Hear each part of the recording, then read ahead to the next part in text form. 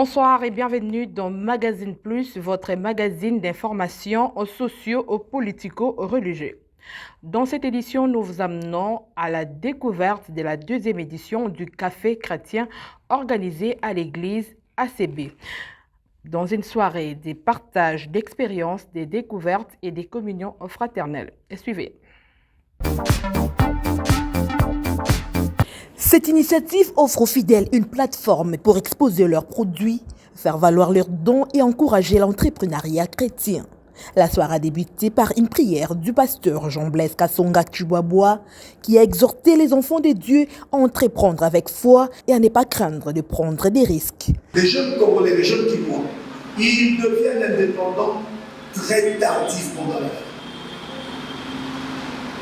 Toujours sous l'emprise, sous l'influx de paternalisme excessif. Comment à 40 ans vous continuez à être pris en charge par vos parents? Il y a un problème. Dans une société normale, on a déterminé ce qu'on appelle l'âge adulte, légalement. Et dans notre pays, l'âge adulte légalement, l'âge légal, pour être considéré comme adulte, c'est quel âge? Ok, regarde.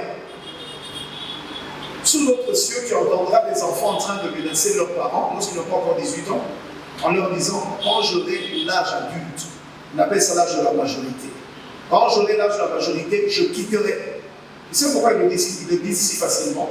Parce que ces sociétés-là ont mis en place des dispositifs qui permettent à quelqu'un qui a 18 ans et plus d'être responsable de ses actes, mais également d'aspirer à une autonomie et à une indépendance.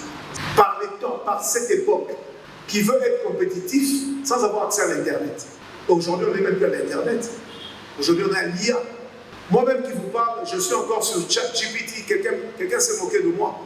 Il dit quoi? Tu es sur ChatGPT, le roi. Il dit, mais tu es aux Anamsika. Tu veux marcher. C'est ça le problème avec le Congolais. Le Congolais veut rester dans le brut, mais il ne veut pas se moderniser. Vous devez vous moderniser. Et pour se moderniser, il faut accéder au numérique. L'Internet d'abord. Et l'Internet, dans cette église, nous organisons souvent des réunions de la jeunesse sur les réseaux sociaux. Les Congolais, souvenez-vous de ce que je vous ai dit au début, qu'il y a ça, c'est l'esprit de divertissement. C'est comme ça que quelqu'un a un téléphone, 9 fois sur 10, il l'utilise pour des choses qui divertissent. Tu prends le même téléphone, tu donnes à un petit Asiatique, un Sud-Coréen, lui, dans son esprit, tout appareil est d'abord un outil de travail. Donc les approches sont différentes. Vous qui faites des affaires, confusion. On ne sait même pas faire la différence entre son capital et l'argent de poche. On mélange tout. C'est pour cette raison. Si tu vois un Congolais qui fait des affaires, au bout de 6 mois, 1 année, tu auras l'impression qu'il n'a rien fait. Pour quelle raison? On consomme ce qu'on produit. Pourquoi on consomme? On consomme parce qu'on veut jouir. Alors que le Libanais qui est venu ici, l'Indien là, il va faire d'abord 6 mois, 1 année, 2 ans, 3 ans. Il travaille pour le compte de l'autre. Ce qu'il cherche à faire, c'est dégager d'abord un fonds, un capital. Et plus tard, il va se prendre en charge. C'est quand il sera assis financièrement qu'il pourra maintenant se permettre de faire certaines choses. Mais nous, quelqu'un vient à peine d'avoir $1000 et n'imagine même pas comment investir les $1000. Il réfléchit déjà comment il va aller à Pullman, il va aller à Fleuve. C'est ça, hein? Et vous le trouvez les après-midi en train de prendre. Il y a un nez. Alors, tu veux se bien vidéo, on a une question image. Non. Alléluia. Ce que je vous dis est bon. Je peux vous dire quelque chose qui va vous choquer. Accepte de souffrir 5 ans pour qu'à la 8e année, tu puisses vivre librement et à l'aise. Mais le problème, c'est cette étape. Vous qui faites les affaires, vous devez comprendre qu'il y a toujours une étape de travail, sacrifice. Je ne cite pas le nom de quelqu'un que je connais qui a un supermarché qui marche très bien ici, dans le secteur, que vous tous vous connaissez. Le jour où j'ai appris comment vivait ce garçon, quelqu'un m'a dit, tu vois ce monsieur-là, il sort de chez lui à 4h30. À 4h30, il part à l'aéroport de Djibouti. où il doit aller réceptionner ses marchandises, il suit les formalités. Il est toujours, quand tu le vois, il est toujours en jeans, basket et polo. C'est un businessman, parce qu'il a compris les priorités. Alors, voilà le protocole. J'accepte d'abord le modèle de l'entrepreneuriat. Je cherche à créer des revenus. J'ai un projet de la vie. Et je me sacrifie pour travailler. Et ensuite, je pourrais me mettre au large. N'oubliez pas, les quelques détails que j'ai donnés, l'imagination doit servir, il faut qu'il y ait de la passion. C'est là qu'il y a la passion qu'on imagine. Quand il n'y a pas de passion, on ne va rien imaginer. On va être dans une routine. Un homme d'affaires ne doit pas être dans une routine. Un homme d'affaires est dans le travail, mais il est dans l'imagination. Comment je vais faire? Vous qui êtes venus cet après-midi, je vous encourage. Alors, je ne peux pas terminer sans vous dire quelle est la finalité de toutes ces choses.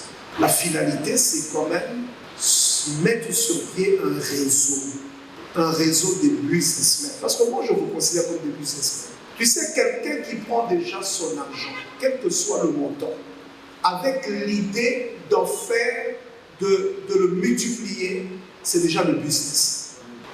N'est-ce pas? Ouais. Alors, ne vous considérez pas comme des businessmen provisoires. Ça n'existe pas.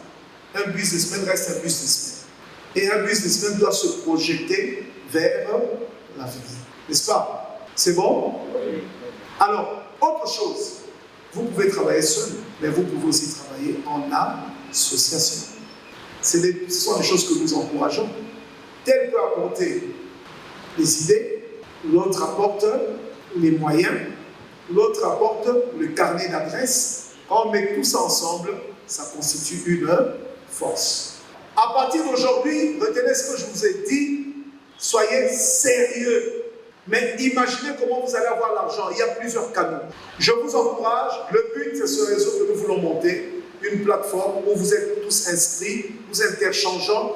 Toi, tu peux m'amener tel, tu peux m'amener tel, moi je peux t'amener, je peux t'amener. On ouvre le réseau et pourquoi pas, on peut amener ce réseau. On va au palais du peuple, on va ailleurs, on fait ceci. Quand vous êtes en réseau, vous serez mieux considéré que lorsque tu es seul. Sois professionnel, va dans les banques. Tu peux aller au FPI. Je vous ai dit, ça existe. Allez-y. Frappez. Avec le Dieu que tu pries, les portes vont s'ouvrir. Amen. Amen, amen. Amen. Que Dieu te donne l'idée de la vie. Amen. Dans l'idée, la personne, même s'ils veulent la copier, ils ne vont jamais la terre. Amen. Voilà pourquoi il y a un avantage à rendre légal votre activité, à formaliser votre activité, parce que vous pouvez accéder à certains financements. Le problème, c'est que les Congolais, vous savez que l'une des maladies des Congolais, que ce soit ici ou ailleurs, les Congolais ne s'informent pas.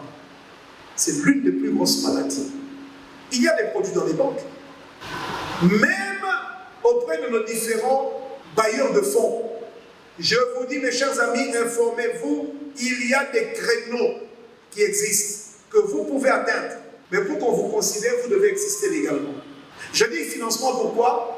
Voilà, c'est encore nous les églises. On a posé un débat, quelqu'un a dit, je ne sais pas si vous avez déjà entendu parler de ce débat-là, est-ce qu'un chrétien peut prendre un crédit?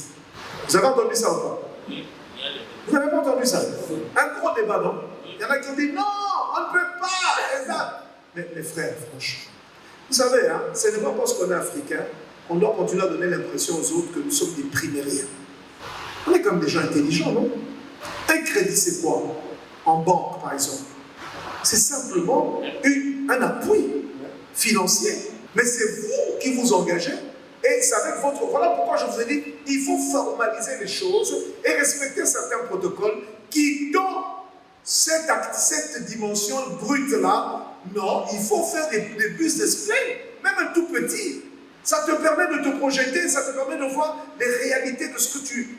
Comment je dis? Les capacités que tu as. Tu dis non, avec 10 000 $, effectivement, je peux y aller et je peux réussir. Alors, l'une des choses pourquoi les gens ne veulent pas prendre l'argent, la peur. La peur de quoi? D'échouer. Bon, dites-moi, dans les affaires, il y a un principe des assurances. Oh, oui ou non? Oui. Vous savez pourquoi on a établi le principe des assurances? Parce que dans toute affaire, il y a ce qu'on appelle le facteur risque. C'est pour cette raison qu'il y a des assurances. Parce que ce n'est pas 100%. L'aléatoire, les imprévus, on ne sait pas ce qui peut arriver. On dit, bon, il faut qu'il y ait l'assurance. Au cas où il arrive des choses que nous ne maîtrisons pas, on peut être indemnisé d'une certaine manière. Je vous ai dit quoi? Je vais aller vers la fin. Apprenez à prendre des risques. Si tu ne sais pas prendre des risques, alors arrête les affaires. Ça ne te concerne pas. Celui qui fait les affaires doit prendre des risques. Il doit prendre des risques d'investir son argent. Il doit prendre des risques même d'investir sa vie. Alléluia. Amen. Je peux poser la question à la salle. Quelle est la plus grande richesse que Dieu a donnée à l'homme? L'intelligence. Cette faculté, c'est la plus grande richesse. J'espère que tout ce que j'ai dit a pu vous encourager, a pu vous éclairer. Je vous encourage, venez avec nous. On a commencé, c'est encore au début, c'est la deuxième édition, mais la Bible dit, il ne faut pas mépriser les faibles commencements. Et là, on sur les années bandélités, ça vous boule. N'est-ce pas? Alors je vous encourage, que Dieu vous bénisse, allez de l'avant. Si ça ne marche pas, reculez un peu, analysez, réfléchissez et relancez-vous. Et je souhaite à chacun de vous, c'est quel mois? Je souhaite à chacun de vous de toucher votre, quand je veux le dire que ça te scandalise, je souhaite à chacun de vous de toucher votre premier million de dollars l'année prochaine si possible. Et c'est possible. Vous avez entendu ce que je dis? Alléluia. Alors on a reçu la prophète pas du matin qu'on reçoit. Parce que ceux qui n'ont pas vous n'allez pas, si vous avez ruiné, vous n'avez pas telayo, vous n'avez pas moulayo, vous n'avez pas. Merci beaucoup. Pour encourager les participants, le couple pastoral a visité chaque stand et a soutenu les exposants en achetant plusieurs articles. Parmi les produits exposés, des tableaux, des parfums, des vêtements, de la nourriture et bien d'autres créations. Non, j'encourage tous les jeunes qui corrent à la maison ou qui sont même dans les réseaux sociaux mais qui ne font rien. Donc moi je les encourage à profiter de cet outil de numérique pour en tout cas faire quelque chose de leur vie. Donc moi je leur dis, ne restez pas à la maison ou n'utilisez pas le numérique ou les réseaux sociaux pour des futilités, mais au contraire, partagez vos idées et peut-être que vos idées vont vous emmener à aller loin. Merci. En fait, une opportunité qui était donnée à tous ceux qui ont un talent, qui ont une capacité innée pour leur permettre de pouvoir s'en sortir. Parce que l'idée, c'était de donner l'occasion aux chrétiens, particulièrement de pouvoir comprendre qu'avec ce qu'ils ont comme capacité, ils peuvent faire mieux et faire avancer leur vie. Ils peuvent s'en sortir, ils peuvent aussi faire vivre leur ménage. La mendicité dans la chrétienté n'est pas permise. Je rends gloire à Dieu pour le berger, le pasteur Jean Blaise, notre pasteur qui a permis à ce que cette opportunité s'efface et que tout celui qui a un don, celui qui a un talent puisse venir s'exprimer pendant cette journée. À la fin de l'activité, plusieurs exposants ont exprimé leur gratitude pour cette opportunité qui valorise les compétences au sein de la communauté chrétienne. Ce sont mes créations, c'est-à-dire je suis artiste peintre, je fais la peinture et je le présente dans des salles d'exposition ici et ailleurs. Donc j'ai amené l'échantillon de mes œuvres, c'était important pour moi d'être là et voilà. Chaque œuvre a son histoire, chaque œuvre a sa philosophie. Voilà. Mais dans l'ensemble, je travaille beaucoup plus la femme. La femme dans toutes ses diversités en fait. La femme pour moi c'est la force. La femme pour moi c'est ça représente beaucoup. Voilà en fait. Exposé avec le poulet fumé. Et le poulet fumé, on a les poulets fumés, les saucisses fraîches. On a aussi les saucisses pimentées sèches, les saucisses sèches pimentées.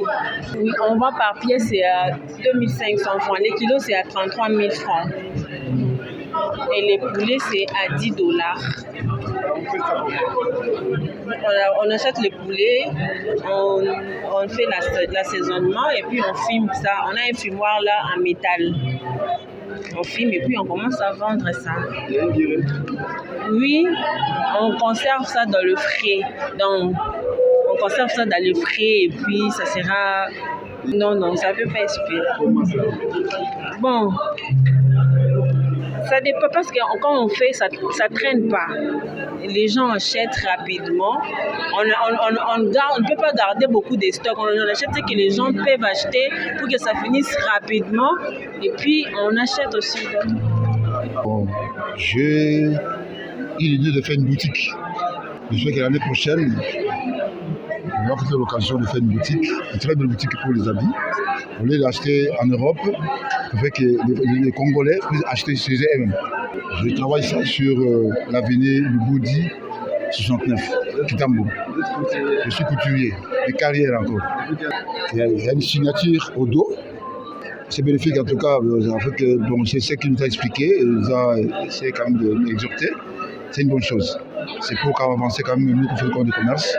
C'est une bonne chose en tout cas. Parce que l'année prochaine, comme il nous a promis, il a prié pour nous qu'il y aura des millionnaires. Ça promet.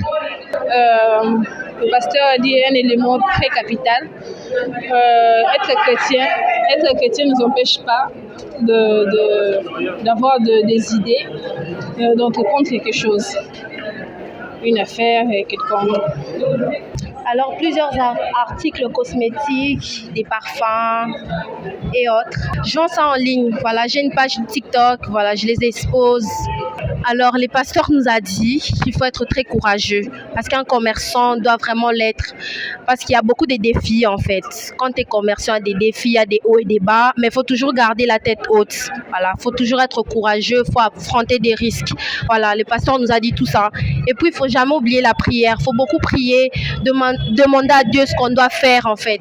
Demander à Dieu de nous diriger, de nous montrer la bonne voie. Voilà. Oui, je suis de l'Assemblée chrétienne La Brèche. Je vous invite à venir. L'église ACB vous donne déjà rendez-vous pour la 3e édition. L'église est située sur l'avenue Bandundu numéro 38, dans la commune de Kintambo, non loin de la maison communale et du stade Vélodrome.